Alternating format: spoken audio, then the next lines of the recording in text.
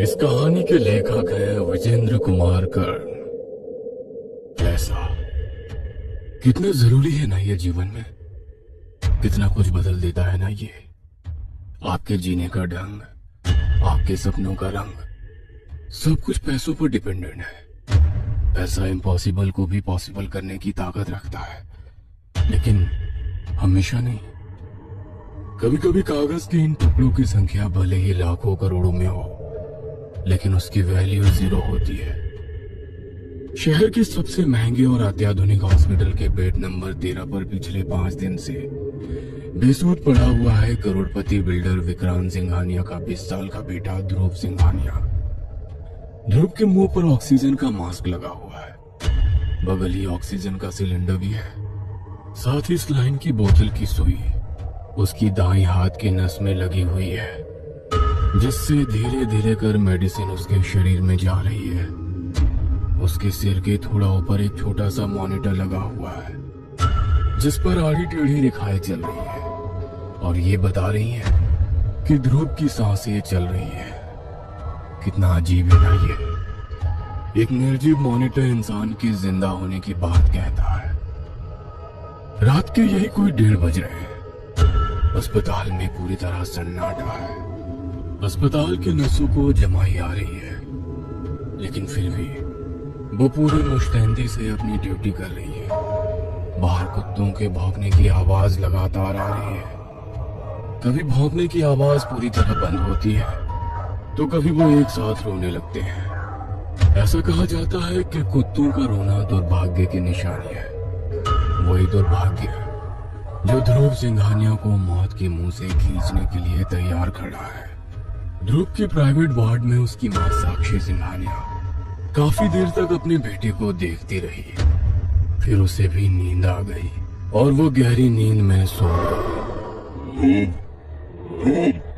उठ जा, तू सो रहा है, उठ।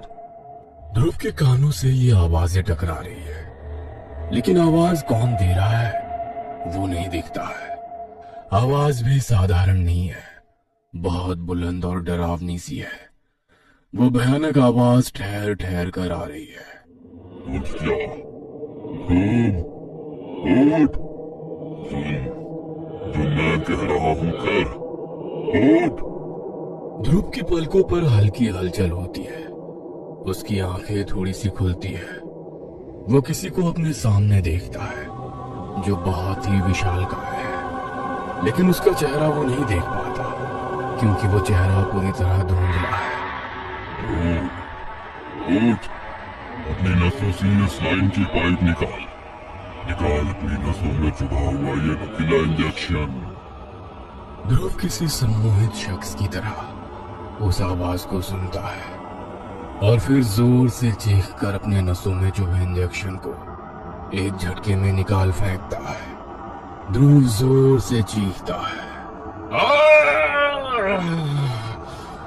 खून की तेज धार उसके हाथ से निकलकर नीचे जमीन पर और कुछ बेड पर गिरने लगती है। अपनी नाक से ये ऑक्सीजन मास्क भी निकाल और फेंक दे इसे, चल फेंक। ध्रुव उस रहस्यमयी आवाज को फॉलो करता है और अपने मास्क को निकाल देता है।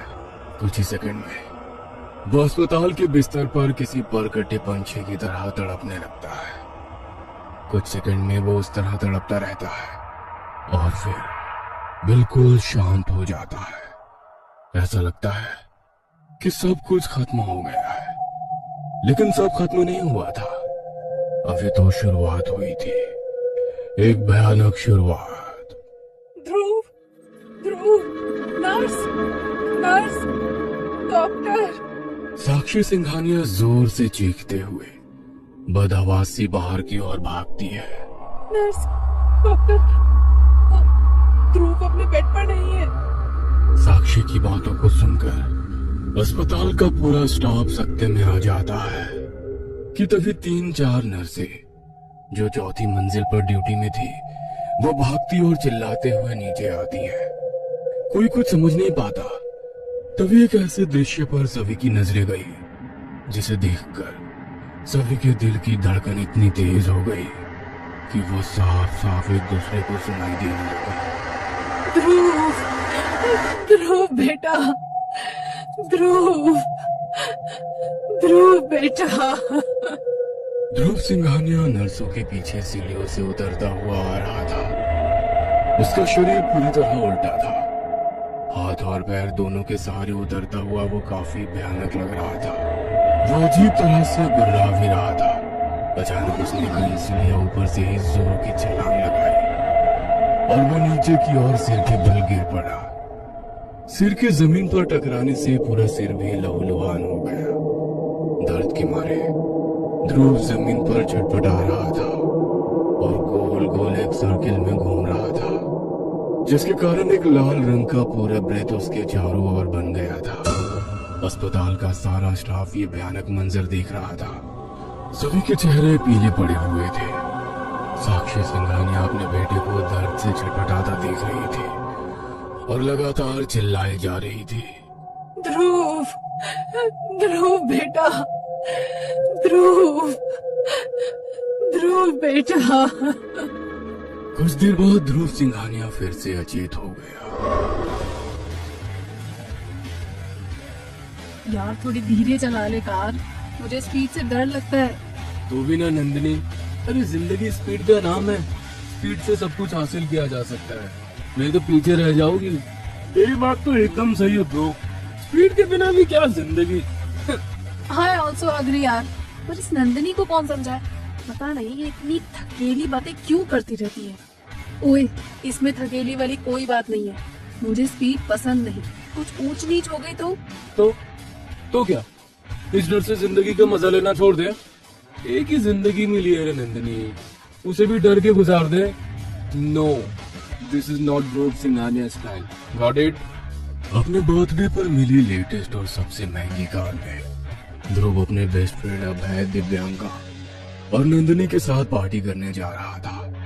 शहर के हाईवे से फुल स्पीड से गुजरती हुई उसकी कार सब कुछ पीछे छोड़ती हुई आगे बढ़ती जा रही थी। यार ध्रुव, तेरा बर्थडे हर बार स्पेशल होता है। आई मीन हमेशा यूनिक, लेकिन इस बार तेरा समझ नहीं आ रहा है। कहाँ जा रहे हैं हम लोग?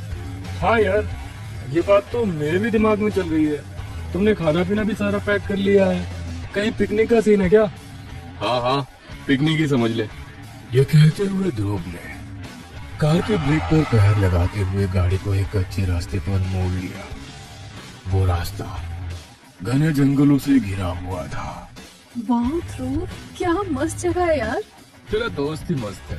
हाँ, रवीना टंडन की तरह। नंदिनी ने मुस्कुराते हुए ध्रुव की ओर देखा।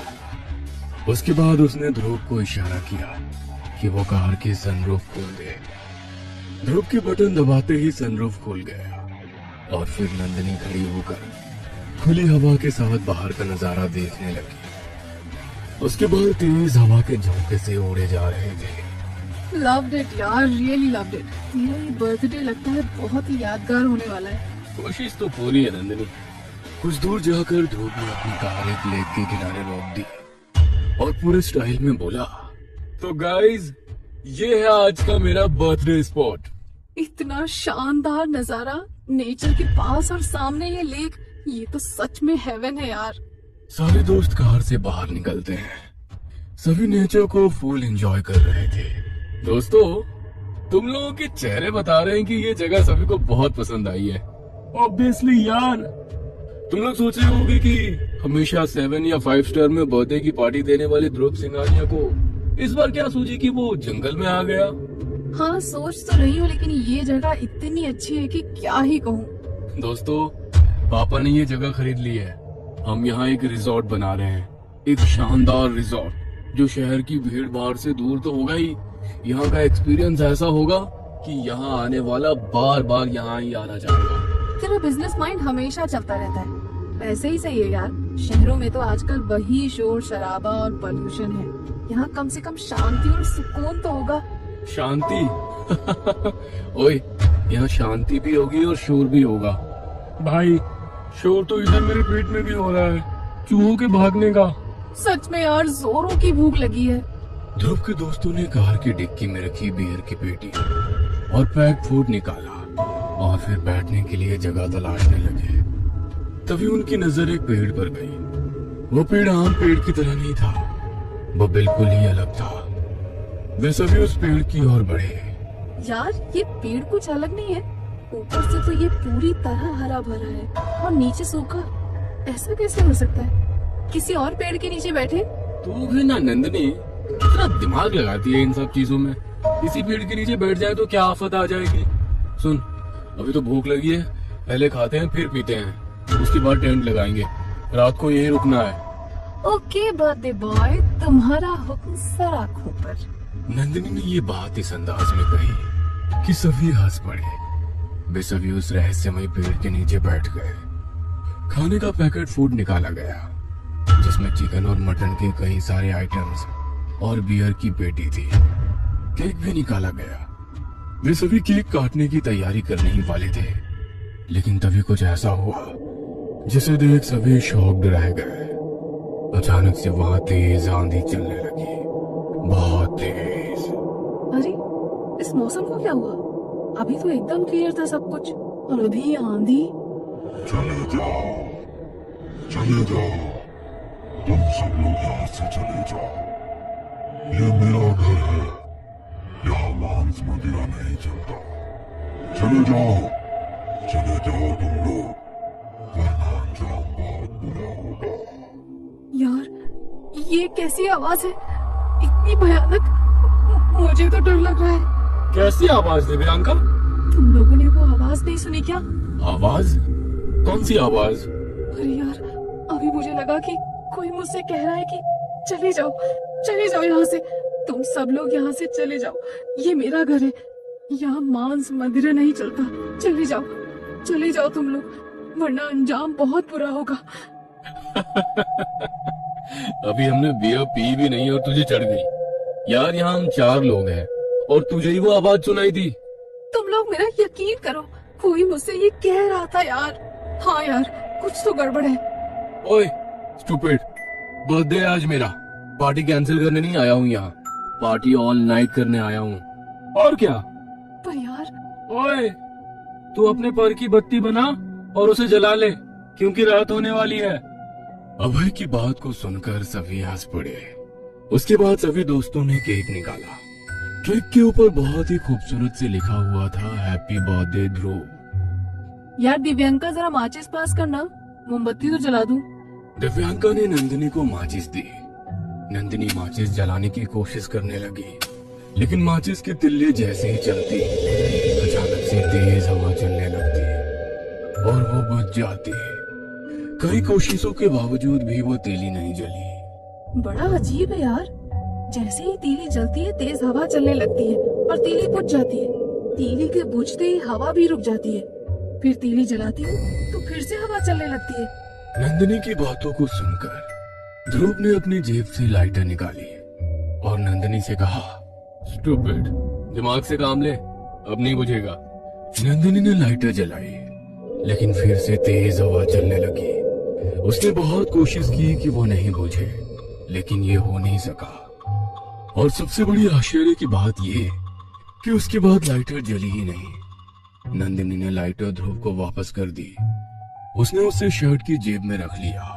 लगता है इस बर्थडे पर बिना मोमबत्ती जलाए ही केक काटना होगा। कोई एक गाना तो गा सकते हैं। Happy birthday to you, happy birthday to you, happy birthday dear Dhruv, happy birthday to you. बिना मोमबत्तियों के ही केक काटा गया। सभी ने केक की एक एक बाइट ली।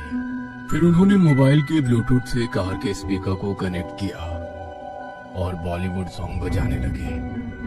इधर प्लेट में खाना भी निकाला जाने लगा, लेकिन तभी ध्रुव ने शर्ट की जिस जेब में लाइटर रखा था, उस जेब से अचानक से धुआं निकलने लगा। ध्रुव को इस बात का अंदाजा नहीं था, लेकिन नंदिनी की नजर अचानक से उसकी जेब की हो गई। ध्रुव, ये तेरी पैकेट से धुआं कैसे निकल रहा है? ध्रुव कुछ समझ पाता उसके पहले ही उसके पैकेट से आग निकलने लगी। आग? आग? अरे ये आग कैसे लग गई? ध्रुव भी पूरी तरह डर गया, लेकिन एन वक्त पर उसने अपनी शर्ट उतार दी। और उसे दूर फेंक दिया। ओह माय गॉड, ये क्या था यार? ये आग कैसे लग गई? लाइटर तो जल ही नहीं रही थी, फिर ये कैसे हुआ? किसी को कुछ समझ नहीं आ रहा था। सभी के चेहरे पर डर साफ साफ दिख रहा था। इसी बीच ध्रुव ने माहौल को लाइट करने की कोशिश की। गाइस, जो होना था हो गया। चलो अब मूड की बैंड नहीं बजाते हैं, खाना खाते हैं। प्लेट्स में खाना निकाला जाने लगा। क्या मस्त खुशबू आ रही है यार। भूख तो और बढ़ गई है, तो पेट भर खा लेना भुक्कर। सारे दोस्तों ने नॉनवेज खाना शुरू किया और साथ ही बियर का घूंट मारने लगे।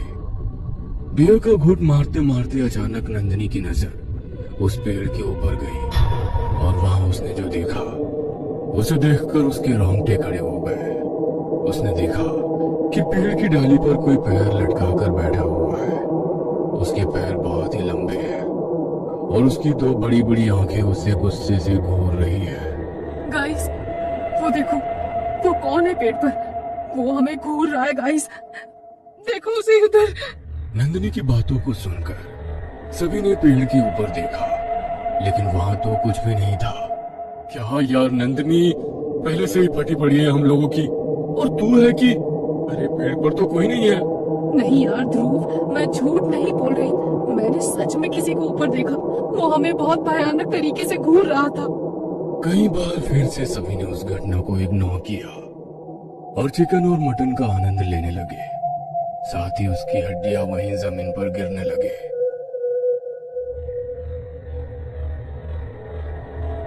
चले जाओ, तुम सब लोग यहाँ से चले जाओ। ये मेरा घर है, यहाँ मांस मदिरा नहीं चलता। चले जाओ तुम लोग, वरना अंजाम बहुत बुरा होगा। इस बार वो अजीब और भयानक आवाज उन चारों ने सुनी। यार, ये कौन बोल रहा है? दिव्यांका, तूने अभी इसी आवाज की बात की थी ना? हाँ यार, मैंने इसी के बारे में बोला था, पर ध्रुव ने। मुझे कुछ समझ में नहीं आ रहा है। कहीं ऐसा तो नहीं कि हम लोगों को ज्यादा चढ़ गई है? नहीं यार, हम पहली बार तो पी नहीं रहे हैं। हाँ वो तो है, पर इस आवाज का क्या करें? कोई आसपास दिख भी नहीं रहा है। यार मुझे डर लग रहा है, चलो यहाँ से निकलते हैं। डर तो सभी को लग रहा है, लेकिन अंधेरा पूरी तरह घिर आया है और सच कहे तो थोड़ा चढ़ भी गई है। ऐसे में कार ड्राइव करना रिस्क नहीं होगा। तो फिर क्या करें यार? अरे रात भर की ही तो बात है, सुबह निकलते हैं ना यहाँ से। लेकिन पूरी रात कैसे काटेंगे यहाँ? क्योंकि रह रहकर यहाँ अजीब अजीब चीजें हो रही हैं। हाँ, आई थिंक इससे पहले कि कुछ बड़ी गड़बड़ी हो, हमें यहाँ से निकलना चाहिए। सभी दोस्तों ने सलाह मशवरा किया और सभी ने एक ही बात पर सहमति जताई कि वहाँ से निकलना चाहिए। ओके गाइस, निकलते हैं यहाँ से। सभी लोग कार में बैठ गए और फिर कार अपनी स्पीड में वहाँ से निकल पड़ी। ध्रुव कार ड्राइव कर रहा था। सभी दोस्त डरे हुए थे। ब्रो, ये कैसी जगह खरीद ली तुम लोगों ने रिजॉर्ट के लिए? मुझे तो ये कोई भूतिया जगह लगती है। अबे यार, सस्ती मिल रही थी तो ले ली पापा ने, वो भी मेरी जेब पर। अब ये भूतिया है या नहीं, ये कौन पता करता है? ध्रुव की कार आगे बढ़ रही थी। सारे दोस्त धीरे धीरे नींद की गोद में समाये जा रहे थे, लेकिन तभी ध्रुव की नजर कार की मिरर पर गई। उसने देखा कि उसकी गाड़ी के पीछे एक 15 से 20 फीट का विशालकाय इंसान दौड़ा चला आ रहा है। उसके चेहरे पर अलग ही तेज है, लेकिन उसके सिर पर 2 सींग निकले हुए हैं। चेहरा किसी राक्षस का है। उसके बदन पर जने हुए हैं, लेकिन पूरा बदन खून से लथपथ है। उसकी सुर्ख लाल आंखें ऐसी थी जैसे कि चूल्हे में गर्म कोयला। वह इंसान और राक्षस का मिश्रित रूप था। ध्रुव उसे देखकर पूरी तरह डर गया। उसने एक्सीलेटर पर अपना पैर और जोर से दबाया, लेकिन तभी वो पीछे भाग रहा विशालकाय राक्षस उसकी गाड़ी के आगे अचानक स्लो कर गया और उसकी कार की जोरदार टक्कर उस राक्षस से हो गई। नंदिनी जोर से चिल्लाई। ध्रुव की कार उस राक्षस से टकरा गई, एक बड़े से पत्थर से जा भिड़ी और कार रुक गई। ध्रुव, क्या हो रहा है? तू पागल हो गया क्या? गाड़ी कैसे ठोक दी तूने? यार नंदिनी, यार, राक्षस। मैंने एक राक्षस को देखा, विशालकाय राक्षस, गाड़ी के पीछे भागते हुए, और फिर अचानक से वो गाड़ी के आगे आ गया और मेरी कार की टक्कर उससे हो गई। क्या बात कर रहा है ध्रुव? कौन सा राक्षस? कौन था गाड़ी के पीछे और कौन आ गया आगे? हाँ यार, ये राक्षस कहाँ से आ गया? अब राक्षस कहाँ होते हैं? राक्षस तो सैकड़ों साल पहले होते थे ना। यार, मेरा यकीन करो, बहुत ही भयानक था वो। 15 से 20 फीट का वो पंडित भी लग रहा था और राक्षस भी। उसके सिंग थे यार, बड़े और नुकीले। ध्रुव, तू पागल हो गया। हमारी ही गलती है, हमें तेरी बात नहीं सुननी चाहिए थी। हम सबको चढ़ी हुई है, हमें रुकना चाहिए था वहीं। लेकिन क्या करते दोस्तों, देखा था ना वहाँ क्या क्या हो रहा था हमारे साथ। नंदिनी अपनी बात कह ही रही थी, तभी ध्रुव के फोन की घंटी बजी। उसने जेब से फोन निकाला तो उस पर दिव्यांका कॉलिंग लिखा आ रहा था। ध्रुव ने गाड़ी के पीछे की ओर देखा। कुछ देर पहले तो दिव्यांका गाड़ी में ही थी, फिर वो कहाँ गायब हो गई और उसका कॉल कहाँ से आ रहा है? ध्रुव, ये दिव्यांका का कॉल कैसे आ रहा है? वो कार से कब उतर गई? अभय के साथ ही तो बैठी थी वो। ध्रुव ने फोन उठाया। ध्रुव, यार ध्रुव, जल्दी आ, जल्दी आ यहाँ। मैं यहाँ फंस गई हूँ, पूरी तरह से फंस गई हूँ। मुझे बचा ले यार, बचा ले। उसी पेड़ के पास आ जा यार, प्लीज आ जा। उसके बाद दिव्यांका के चीखने की आवाज आई। ध्रुव समेत किसी को कुछ समझ में नहीं आ रहा था। उन्हें बस इतना पता था कि वो किसी मुसीबत में फंस गया है। डर, मुझे बहुत डर लग रहा है। कुछ अनिष्ट का डर है, कुछ बेहद बुरा होने वाला है। नहीं, कुछ नहीं होगा, कुछ नहीं होगा। पहले दिव्यांका को बचाना होगा हमें, वो किसी मुसीबत में है। ध्रुव ने गाड़ी मोड़ी और फिर वे सभी उसी पेड़ की दिशा में जाने लगे। सभी के चेहरे पर एक मुर्दा खामोशी थी। थोड़ी देर बाद वे सभी वहां जा पहुंचे। दिव्यांका, दिव्यांका, दिव्यांका, कहाँ हो यार? जवाब दो, हम आ गए हैं। दिव्यांका, दिव्यांका। रुको, मैं उसे कॉल करता हूँ। अभय ने दिव्यांका का नंबर मिलाया। घंटी जा रही है यार। Come on Divyanka, pick up the phone यार, पिक अप द फोन। वे सभी उसी पेड़ के नीचे खड़े थे।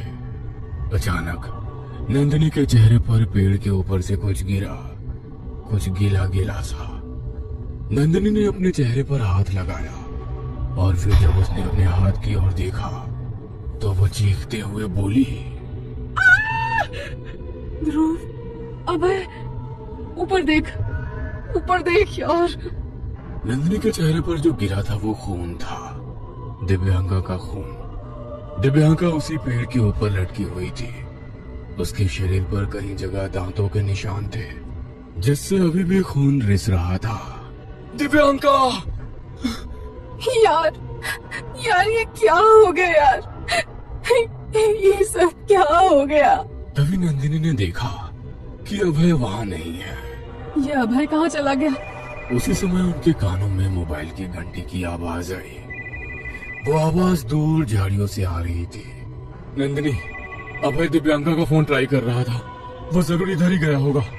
दोनों झाड़ी की ओर बढ़े, लेकिन तभी अभय के भी चीखने की आवाज आई। ध्रुव, इधर मत आना, मत आना इधर। नंदिनी, इधर मत आना, यहाँ एक राक्षस है। ध्रुव और नंदिनी ने अभय की कपकपाती आवाज सुनी तो वे भीतर तक सिहर गए। यार, हमें अभय को बचाना होगा। हाँ यार, चल। लेकिन वो उस तरफ बढ़ते, उसके पहले ही अभय का तड़पता और लहूलुहान शरीर उनके आगे आ गिरा। भाग, भाग यहाँ से, भाग! ध्रुव ने नंदिनी का हाथ थामा और बदहवास सा भागने लगा। वो भागता रहा, भागता रहा। चांद धीरे धीरे आसमान से गायब हो रहा था। कुछ घंटों बाद सूरज नई रोशनी के साथ झांकने लगा था। ध्रुव और नंदिनी अभी भी भाग रहे थे, लेकिन अब वो जंगल नहीं था जहाँ वो भाग रहे थे। वो थी शहर की पक्की सड़क। यार, प्यास लग रही है, बहुत जोरों की प्यास लग रही है। गला भी सूख रहा है। मेरा भी यार। कुछ देर बाद उनकी नजर सड़क किनारे खड़े नारियल पानी वाले पर गई। वो भागकर वहां पहुंचे। भैया, नारियल पानी पिला दो। कहाँ से भागे भागे आ रहे हैं साहब? भाई अभी पानी पिला दो, बाद में बताते हैं कहाँ से आ रहे हैं। नारियल पानी वाले ने ध्रुव की बात को सुनकर मुंह बना लिया। उसने नारियलों के ढेर में से एक बड़ा सा नारियल उठाया और उसके ऊपर अपनी नुकीली छुरी को जोर से मारा। लेकिन तभी जो हुआ उसे देखकर ध्रुव का शरीर पूरी तरह कांपने लगा। उसने देखा कि नारियल पानी वाले की जगह पर वही राक्षस खड़ा है और उसने नारियल पानी पर नहीं, नंदिनी के गले पर प्रहार किया है।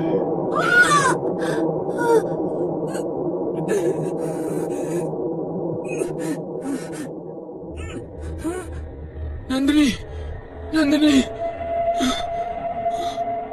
नंदिनी का गला कटकर उसी समय वहां जमीन पर गिर पड़ा। उसके कटे सिर को वो राक्षस घूर घूर कर देख रहा था। उस दृश्य को देखकर ध्रुव बेहोश हो गया।